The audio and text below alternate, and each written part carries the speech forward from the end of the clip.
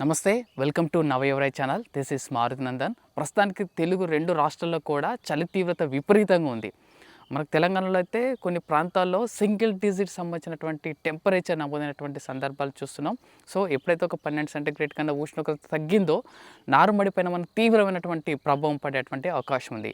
ముఖ్యంగా మనకు నారుమడిలో కనిపించేటువంటి లక్షణాలు కనుక చూసినట్లయితే నార అనేది చనిపోవడం కావచ్చు, నార అనేది ఎర్రబడడం కావచ్చు, నార అనేది ఎదగకపోవడం లాంటి మనకు సమస్యలు నార్మల్‌లో మనం గమనించవచ్చు. ఎందుకంటే టెంపరేచర్ తీవ్ర స్థాయిలో ఉంది కాబట్టి. సో దీన్ని మనం ఏ విధంగా మనం రక్షించుకోవాలి, నార్మల్‌ని రక్షించుకోవాలి. సో ఈ చలి తీవ్రత ఎక్కువ ఉన్నప్పుడు మనం రైతులు తీసుకోవాల్సినటువంటి జాగ్రత్తలు ఏందనేది 3 పాయింట్స్‌లో తెలుసుకునేటువంటి ప్రయత్నం చేద్దాం. ఒకటి నీటి యాజమాన్యం కావచ్చు, అలాగే ఎరువులకు సంబంధించినటువంటి యాజమాన్యం కావచ్చు, అలాగే పైపాటుగా ఎలాంటి మందులు పిచికారి చేసుకోవాలనేది 3 రకాలైనటువంటి యాజమాన్యం గురించి మనం ఈ వీడియోలో చాలా క్లియర్‌గా తెలుసుకునేటువంటి ప్రయత్నం చేద్దాం.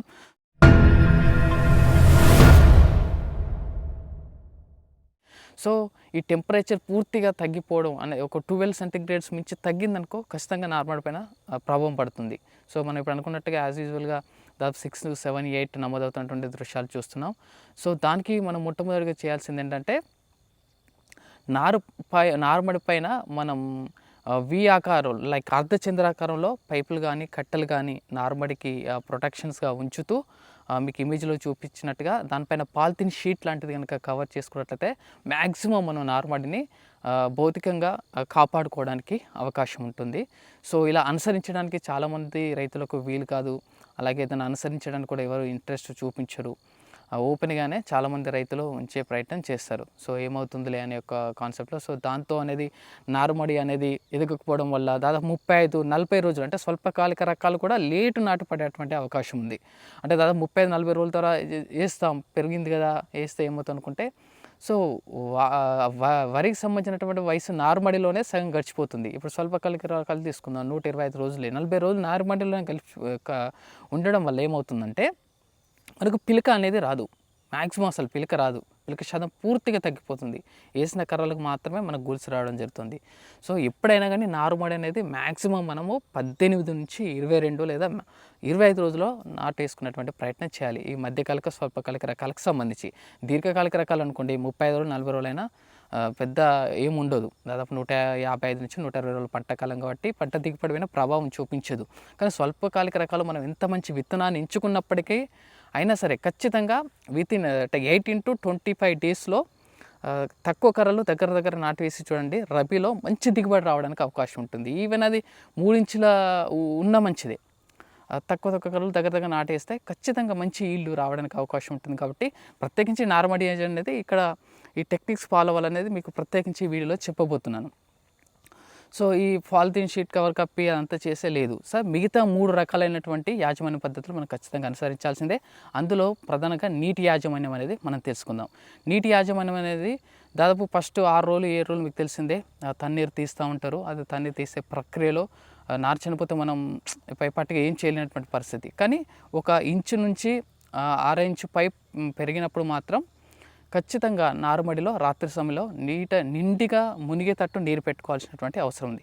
నీరు నిండా పెట్టుకొని ఉదయం పూట వచ్చి 4:30కు 5కి వచ్చేసి ఆ నీటిని చలి ఉన్నటువంటి నీటిని పూర్తిగా తీసివేసి మళ్ళీ ఒకసారి ఏం చేయాలంటే నిండా నీరు పెట్టాలి. నారుమడి కట్ట వేసేసి నిండా నీరు పెట్టి ఒక 10 నిమిషాలు ఆగి మళ్ళీ నీరు తీసేసి తర్వాత ఆ నీరు పారుతుండగానే మళ్ళీ మోటార్ వేస్తే దానిపై గోరువెచ్చని నీరు అనేది అలా ఒక అరగంట పాటు ఫ్లో వెళ్తే నార్మల్ ఉన్నటువంటి అనేది పూర్తిగా వెళ్ళిపోయిన తర్వాత అలాగే వదిలిపెట్టి మళ్ళీ ఒక 9కి లేదా 10కి వచ్చేసి అంటే అప్పటికి బంద్ చేసేయాలి మోటార్. పూర్తిగా నీరు వెళ్ళిపోయి ఈ సూర్య ఎండకి అనేది మంచిగా కొంచెం దానికి వెచ్చదనం అనేది తాకే అవకాశం ఉంటుంది. మళ్ళీ వచ్చి ఒక 6 ఇంచు మందం సరిపడా మళ్ళీ నీళ్ళు పెట్టుకొని క్లోజ్ చేసుకునేటువంటి ప్రయత్నం చేయండి. మళ్ళీ యథావిధిగా ఈవినింగ్ నిండా నీరు ఉంచేసి ఉదయం పూట వచ్చి నీరు తీయడం. ఇలాంటి కనుక నారుమడికి సంబంధించి నీటి యాజమాన్యం కనుక తీసుకున్నట్లయితే నారును మనం చలి నుంచి కొంతవరకు ప్రొటెక్ట్ చేసుకొని వయసుకు తగ్గట్టుగా నారు పెరిగేటువంటి వయసుకు తగ్గ నారు పెరిగేలా మనం చేయడానికి అవకాశం ఉంటుంది. ఇది నీటి యాజమాన్యానికి సంబంధించి ప్రతి రైతు కూడా అనుసరించాల్సినటువంటి విధానం.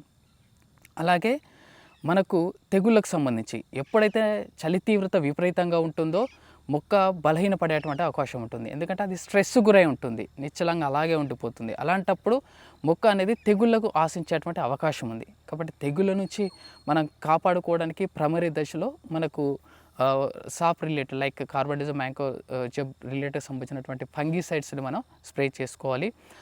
లైక్ కార్బనిజం 50% WP కావచ్చు, లేకపోతే కార్బనిజం మ్యాంకోజెబ్ రిలేటెడ్ కంటెంట్ ఉన్నటువంటి కావచ్చు. ప్రైమరీ దశలో మనకి 12 నుంచి 14 డేస్లో మనం అవి స్ప్రే చేసుకున్నటువంటి ప్రయత్నం చేయండి. సో దాంతోపాటుగా మనకు నార అనేది ఎర్రబడం లాంటి, అంటే ఇంకోసారి మొక్క అనేది స్ట్రెస్ గురవుతుంది. చలి తక్కువ ఉన్నప్పుడు, స్ట్రెస్ గురైనప్పుడు మనకు జింక్ లోపం కూడా తలెత్తేటువంటి అవకాశం ఉంది. కాబట్టి సో మనకు మార్కెట్లో జింక్ రిలేటెడ్ లేటెస్ట్ టెక్నాలజీ మంచి అప్డేటెడ్ జింక్ చూసినట్టయితే జింక్ ఆక్సైడ్ మనకు మార్కెట్లో అందుబాటులో ఉంటుంది. అది మనకు జినెట్రా కానీ మిగతా కంపెనీలో రకరకాల బ్రాండింగ్ నేమ్తో మనకు అందుబాటులో ఉంది. కాబట్టి అది కూడా దాదాపు 20 నుంచి 25 ml పోసుకొని మనం నారుమడిపై పిచికారి చేసుకున్నట్లయితే నారుమడిలో ఏర్పడేటువంటి జింక్ లోపాన్ని కూడా నివారించడానికి అవకాశం ఉంటుంది. సో ఇది దాంతోపాటుగా మనకు ఎరువుల యాజమాన్యం కూడా చాలా ఇంపార్టెంట్. ఎరువుల యాజమాన్యం ఏంటంటే నారు వేసిన తర్వాత ఆఫ్టర్ 12 డేస్ నుంచి ఈ 15 to 7 డేస్ లోపు మధ్యలో మనం ఖచ్చితంగా ఎకరాకు సంబంధించినటువంటి నారుమడిలో దాదాపు 2.5 నుంచి 3 kgల నత్రజని, అలాగే ఈ ఫార్ములా 7కి రిలేటెడ్ సంబంధించినటువంటి ఎరువులు like humic, fulvic, seaweed extract related content ఉన్నటువంటి ఎరువులను ఎకరానికి 1 kg చొప్పున, ఎకరా నారుమడి సంబంధించిన దానికి కూడా ఈ 1 kg చొప్పున కనుక మనం చల్లుకున్నట్లయితే మనకు నారు ఆరోగ్యంగా పెరగడానికి అవకాశం ఉంటుంది. ఇటు నత్రజని వెంటగానే లభించగానే మొక్క మీద ప్రభావం చూపిస్తే మొక్క పెరుగుదలకి సహకరిస్తుంది. అలాగే మైక్రో న్యూట్రియన్స్ కూడా అందుబాటులో ఉండడం ద్వారా ఈ నార అనేది మనకు అనుకున్నట్టుగా వయసుకు తగ్గట్టు పెరిగేటువంటి అవకాశం ఉంది. సో ఈ ప్రయత్నం కూడా చేయండి. ఒకవేళ ఎట్టి పరిస్థితులు అయినా కూడా 20 రోజులు అయింది, అయినా కూడా నారు పెరగట్లేదు అనుకున్నప్పుడు ప్రయత్నంగా మీరు ఏం చేస్తారంటే మీరు జిబర్లిక్ యాసిడ్ 0.01 L రూపంలో, అంటే లిక్విడ్ ఫామ్లో మనకు మార్కెట్లో అందుబాటులో ఉంటుంది. ఇది మార్కెట్లో టాప్ గ్రో అని, లేకపోతే మ్యాక్సిల్ అని దానిక కంపెనీ, ఇలా కొన్ని రకాల బ్రాండింగ్ నేమ్తో జిబ్రెలిక్ యాసిడ్ 0.001% L ఫామ్లో మనకు అందుబాటులో ఉంటుంది. అది పంపుకు దాదాపు 50 ml చొప్పున పోసుకొని కనుక మనం పిచికారి చేసుకున్నట్లయితే అది జిబ్రెలిక్ యాసిడ్ ప్రేరేపిస్తుంది మొక్కను పెరగడానికి. మనకు జియో గురించి తెలిసిందే. సో ఇది చివరి ప్రయత్నంగా ఇది చేయండి. మనమైతే ముందస్తుగా ఈ తెగుళ్ళకు సంబంధించిన మందు కానీ, అలాగే జింక్ ఆక్సైడ్ సంబంధించి లిక్విడ్ ఫామ్లో ఉన్నటువంటి జింకు కానీ, అలాగే ఈ మన ఏదైతే మైక్రో న్యూట్రియన్స్ సంబంధించినటువంటి లిక్విడ్ కానీ ఈ పైపాటికైతే ఈ 15 డేస్ లోపల స్ప్రే చేసేటువంటి ప్రయత్నం చేయండి. ఒకవేళ అయినా నారు పడగట్లేదు అనుకున్నప్పుడు ఈ టెక్నికల్ కలిగినటువంటి మందుని ఏదైతే మనం జిబ్రెలిక్ యాసిడ్ 0.001% L ఫామ్లో ఉంటుందనుకున్నామో దాన్ని కాస్త స్ప్రే చేసేటువంటి ప్రయత్నం చేయండి. నేను ప్రీవియస్ కూడా చాలామంది రైతులకు రికమెండ్ చేశాను, నేను కూడా స్ప్రే చేశాను. కొంత ప్రభావాన్ని చూపిస్తుంది, పెరగడాన్ని ప్రోత్సహిస్తుంది. కాబట్టి ఈ టెక్నికల్ అనుసరించేటువంటి ప్రయత్నం చేయండి. తర్వాత ఎప్పుడైతే మొక్క బలహీనంగా ఉంటుందో మనకు పెస్ట్ కూడా అటే అవకాశం ఉంటుంది. తెగుళ్ళే కాకుండా పెస్ట్ కూడా అయ్యే అవకాశం ఉంటుంది. ఈ స్టార్టింగ్లో అంటే నారు అలికిన తర్వాత 12 నుంచి 15 లేదా 17 డేస్లో అయితే మనకు మార్కెట్లో అందుబాటులో ఉన్న లైక్ క్లోరో 20 EC కావచ్చు, చిన్న మందులు బైఫెన్థ్రిన్ లాంటి మందులు, టెక్నికల్ కలిగినటువంటి మందులు కూడా మీరు స్ప్రే చేసుకున్నట్లయితే సకిక్ పెస్ట్ కావచ్చు, లేకపోతే రెక్కల పురుగు కావచ్చు, మొగి పురుగు సంబంధించిన రెక్కల పురుగును నివారించడానికి అవకాశం ఉంటుంది. సో ఇవి ప్రాథమికంగా మన నారుమడి అలికిన తర్వాత 12 to 17 డేస్ మధ్యలో మనం తీసుకోవాల్సినటువంటి యాజమాన్య పద్ధతులు. ఇటు తెగులకు సంబంధించి కావచ్చు, ఇటు జింకుకు సంబంధించి కావచ్చు, ఇటు సకింగ్ పెస్ట్కి సంబంధించి కావచ్చు, అలాగే ఇటు న్యూట్రియంట్కి సంబంధించి మనం ఇలాంటి అన్ని రకాలటువంటి జాగ్రత్తలు తీసుకునేటువంటి ప్రయత్నం చేయాలి. ఇక చివరగా అయినా 20 డేస్ అయినా నారు సరిగా ఎదగట్లేదు అనుకున్నప్పుడు ఈ మీకు చెప్పినటువంటి జిబ్రెలిక్ యాసిడ్ స్ప్రే చేసేటువంటి ప్రయత్నం చేయండి. రికమెండెడ్ కంపెనీ రికమెండెడ్ డోస్ ప్రకారమే చేయండి, లేకపోతే నారుపై ప్రభావం చూపేటువంటి అవకాశం ఉంటుంది. ఇక చివరికి వచ్చిన తర్వాతే నారుమడి రేపు లేదా ఎల్లుండో నాటేస్తామన్నటువంటి మీకు ఆలోచన ఉన్నప్పుడు నారుమడిలో మీరు ఖచ్చితంగా మంచి technical like preventive and curative related ఉన్నటువంటి ఫంగిసైడ్స్ని మంచి బ్రాండింగ్ తెంచుకొని స్ప్రే చేసుకోండి. అది అప్ టు 15 to 20 డోస్ వరకు మనం నాటు వేసిన తర్వాత పంటను కాపాడుతుంది. లైక్ నాటివో కానీ, కస్టోడియా కానీ, అమిస్టర్ టాప్ అని ఇలాంటివి మీకు ఏ మందులు అందుబాటులో ఉన్నా కానీ మంచి క్వాలిటీ ఉన్నటువంటి బ్రాండింగ్ నేమ్ కలిగినటువంటి మందులు స్ప్రే చేసుకోండి. అలాగే ఒకవేళ మీరు రెక్కల పురుగు విపరీతంగా ఉంది నారుమడిలో, అసలు నేను గమనించాను ఎగ్స్ ఉంది, దాని డ్యామేజ్ కూడా కనబడుతుంది అనుకున్నప్పుడు లైక్ చిన్న ప్యాకింగ్లో మార్కెట్లో అందుబాటులో ఉంటాయి. ఒక పంపుకి సంబంధించి మనకి ఇన్సిపియో కావచ్చు, లైక్ కొరజిన్ లాంటి మందులు కావచ్చు, వయాగో లాంటి మందులు కావచ్చు, అవి స్ప్రే చేసుకునేటువంటి ప్రయత్నం చేయండి. సో అలాగే రెక్కల పురుగు ఉంది, దానికి సంబంధించినటువంటి లక్షణాలు అవి గుడ్డు దశలో కూడా ఉంది, గుడ్లు కూడా ఎక్కువగా ఉన్నాయి, కొనల పైపు గమనించాను అనుకున్నప్పుడు నీమ్ ఆయిల్ లాంటిది 1500 ppm కలిగింది, దాదాపు పంపు 50 ml పోసి మీరు స్ప్రే చేయొచ్చు. ఇవన్నీ నారుమడికి అవసరం బట్టి, సందర్భాన్ని బట్టి మనం తీసుకోవాల్సినటువంటి యాజమాన్య పద్ధతులు, కానీ అన్నీ ఒకేసారి ఇంప్లిమెంట్ చేయాలని కాదు, అవసరాన్ని బట్టి, సందర్భాన్ని బట్టి చూడండి. ఒకవేళ ఏం లేదు, తక్కువ మోతాదులో ఉందన్నప్పుడు మీరు సింపుల్గా మీరు బైఫెంత్రిన్ లాంటి క్లోరో 50 లాంటి మందులు కూడా చివరిలో స్ప్రే చేసుకుంటే సరిపోతుంది.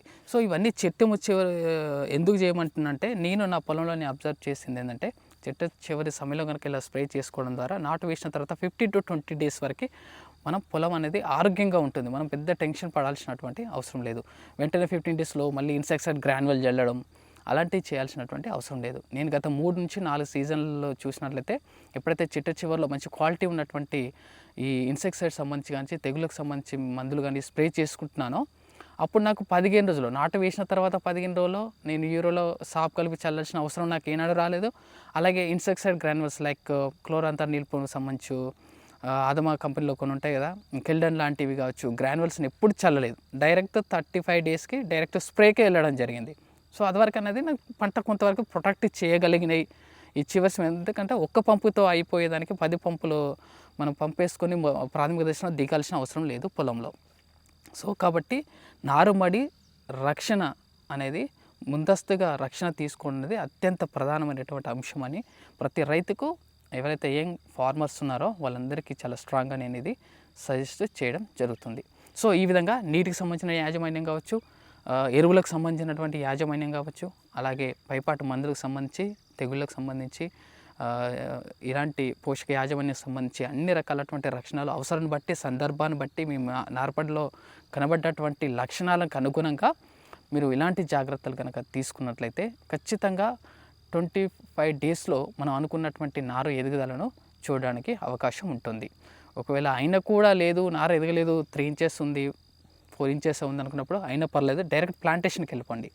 ఒకవేళ మీరు నారు మడిలోనే ఎక్కువ టైం డ్యూరేషన్ కనుక ల్యాప్స్ చేశారనుకోండి, ఖచ్చితంగా దిగుబడి పైన ఎంత మంచి విత్తనం ఎంచుకున్నప్పటికీ కూడా ప్రభావం పడేటువంటి అవకాశం ఉంది. ముఖ్యంగా షార్ట్ టర్మ్ సంబంధించిన డ్యూరేషన్ కలిగినటువంటి విత్తనాలు కావచ్చు, అంటే 120-125 days కావచ్చు, లేదా మీరు ఏదైతే రీసెర్చ్ వెరైటీస్ అనుకున్నారో రీసెర్చ్ వెరైటీకి సంబంధించినవి కావచ్చు, లేదా హైబ్రిడ్కి సంబంధించినవి అవుతున్నాయో హైబ్రిడ్కి సంబంధించినవి కావచ్చు, ఇవన్నీ కూడా మ్యాక్సిమం 18 to 25 daysలో మనం ఖచ్చితంగా మనం నాటు వేసుకున్నటువంటి ప్రయత్నం చేయాలి. సో ఇది ప్రతి రైతు కూడా మనం తీసుకోవాల్సినటువంటి అవసరం ఉంది. సో ఇదండి ఈరోజు మన టాపిక్. మీకు నార్మడి చలికాలం తీవ్రతలో మన నార్మడిని ఏ విధంగా కాపాడుకోవాలన్నటువంటి టాపిక్ మీకు వీడియో అనేది చేయడం జరిగింది. ఇంకా మీకు ఏమైనా డౌట్స్ ఉన్నట్లయితే ఖచ్చితంగా కామెంట్ బాక్స్లో మీరు మెన్షన్ చేయండి. ఖచ్చితంగా దానికి సంబంధించి మీకు సమాధానం ఇచ్చేటువంటి ప్రయత్నం చేస్తాను. అర్జెంట్ కాల్ అంటే ఖచ్చితంగా నా నెంబర్ కూడా పిన్ చేసి ఉంటాను కామెంట్లో. అర్జెంట్ కాల్ అన్న మాట్లాడాలనుకుంటే ఖచ్చితంగా ఆ నెంబర్కి కాల్ చేయండి. థ్యాంక్ యూ అండి, థ్యాంక్ యూ ఫర్ వాచింగ్. మీరు కొత్త వ్యూయర్స్ అయితే ఖచ్చితంగా మన ఛానల్ని సబ్స్క్రైబ్ చేసుకునేటువంటి ప్రయత్నం చేయండి. Thank you for watching.